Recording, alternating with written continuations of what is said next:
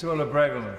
Deputy Speaker, and I rise to welcome many elements contained in today's budget, notably the cut to the main rate of employees' national insurance from 10 to 8%, the changes to the high-income child benefit, which will help 500,000 families, and the raising of the VAT threshold for small businesses from £85,000 to £90,000. And speaking on behalf of many small and medium-sized businesses in Fareham, I know that they will warmly welcome this change. However, Mr. Deputy Speaker, the real test for us today is asking ourselves whether these measures announced will turn the tide. Will they turn the tide on the highest tax burden in 70 years since World War II? Will they turn the tide on our prospects of galvanising the British economy and stimulating growth after a decade of sluggish productivity? Will they turn the tide and send the message to the British taxpayer that we, the Conservatives, are the party of low tax and on their side? Those are the real questions we need to ask ourselves, honestly and with dispassionate fairness, because if we are not honest with ourselves, we have no one else to blame if we hand the keys of power to a Labour Party. And I want the British people to know what that will mean for them. A Labour government will mean tax rises to fund £28 billion worth of uncosted promises. You're shaking your head. Colleagues over there on the other side are shaking their head, but it is true. A Labour government will mean undoing Brexit and aligning the UK more closely with the European Union and opening our borders to potentially unlimited numbers of people from the EU. A Labour government would also, just as night follows day, and as every Labour government has done in our history, leave this country with more unemployment and more job losses than when it has entered government. That is something I do not want to see, and I'm incredibly proud that since 2010, this Conservative government, has produced and created 800 jobs a day. That jobs miracle is something that we can all be proud of on this side of the House, and something that will bring huge prosperity and well-being to millions of people around the country. Now, our approach as Conservatives must be one of responsible management of the public finances. Yes, we want to cut taxes because that's the way to stimulate growth and then reinvest more tax revenue into delivering first-class public services. And I'm very proud of our track record on public service delivery over the last decade, whether it's the increased numbers of doctors and nurses, whether it's the phenomenal improvement in our literacy and numeracy rates in English schools, or whether it is 20,000 new police officers. I'm proud of many of the outcomes that we have produced here, thanks to commitment to our vital public services. Just in my local area, Fareham Community Hospital has seen an increase of new services, from a new chemotherapy unit to a same-day access to a GP service to a regional renal dialysis centre, all in the last few years, or a £58 million worth of investment to a new accident and emergency department at our local hospital of QA. And to be fair to the government, things have been incredibly tough and challenging over the last few years. Needless to say, we paid the wages of millions of people effectively to stay at home. Now, I'm very proud of the furlough scheme, but I do think we all need to reflect, again, dispassionately and fairly, on decisions we made at the time during the pandemic. My own view, with the benefit of hindsight and not absolving myself of any responsibility because I sat in Cabinet at the time of those decisions, was that actually we did spend too much.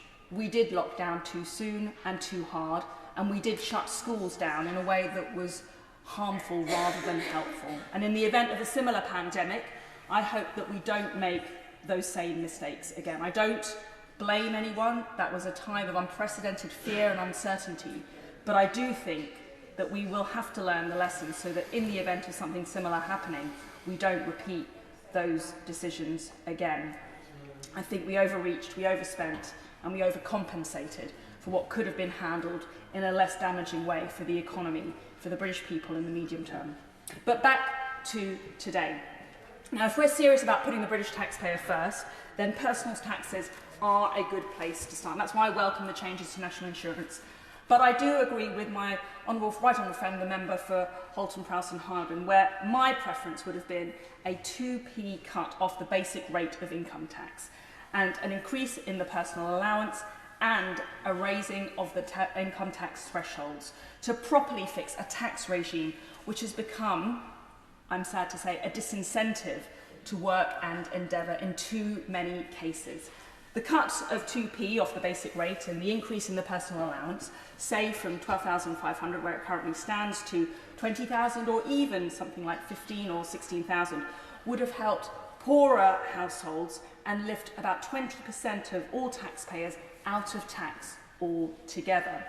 Cutting income tax rather than national insurance helps a broader range of taxpayer, including workers, savers and pensioners. And let me say a word about pensioners, because yes, they have the benefit of the triple lock system, but since 2010, it is fair to say that the income tax bill of the retired will have increased by hundreds of pounds. Some estimates put it at £400. And the value of the triple lock has actually been depleted because of the fixed thresholds to income tax, and in particular the personal allowance. So I do regret that income tax was not chosen as the tax to cut today over national insurance, because pensioners have lost out as a result. Those thresholds as well, I think, do need to have been raised to tackle the problem, the invidious problem of fiscal drag. We've seen too many, millions in fact, of people, workers on low or middle level salaries being dragged into higher tax brackets in a way that was never intended. Nurses, teachers, police officers are now paying a 40% rate of income tax, which was never the plan.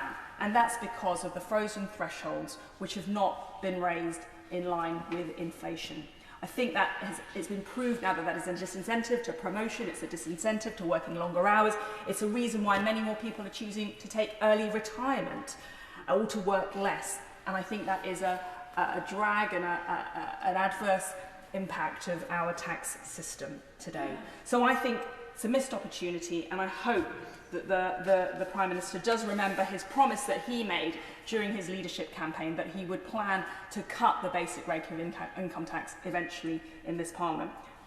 In conclusion, Mr. Deputy Speaker, how do we actually pay for some of these tax changes? I agree with the comments made by my right honourable friend, the member for North East Somerset, that we have to really start questioning the validity of the forecasts and the assessments made by the OBR. I think one way that savings can be made are in relation to looking at net migration and overall levels of legal migration. I'm very pleased that the OBR seems to have shifted away from its orthodox view. Its orthodox view having been traditionally that more people coming into the country, largely on low wages, is necessarily a net benefit for the economy. David Miles of the OBR just last month has now attenuated that view by saying that no, we cannot assume there to be fiscal benefits from increased migration. There's also been assessments now that the UK has paid £24 billion since 2020 to cover the costs of non-working migrants. And we also have the IFS, which has confirmed that non-EU net migration has had a net fiscal cost overall. So I think getting net migration down is key to saving costs. There are many other areas that I would have liked to have seen in terms of cutting public spending, which have been mentioned already. But I do believe that this is overall a budget which has some welcome elements, but it has also represented somewhat of a missed opportunity to properly send the message that we are on the side of the British taxpayer, we will lower taxes, and we will galvanise the economy to produce. Right, Alex.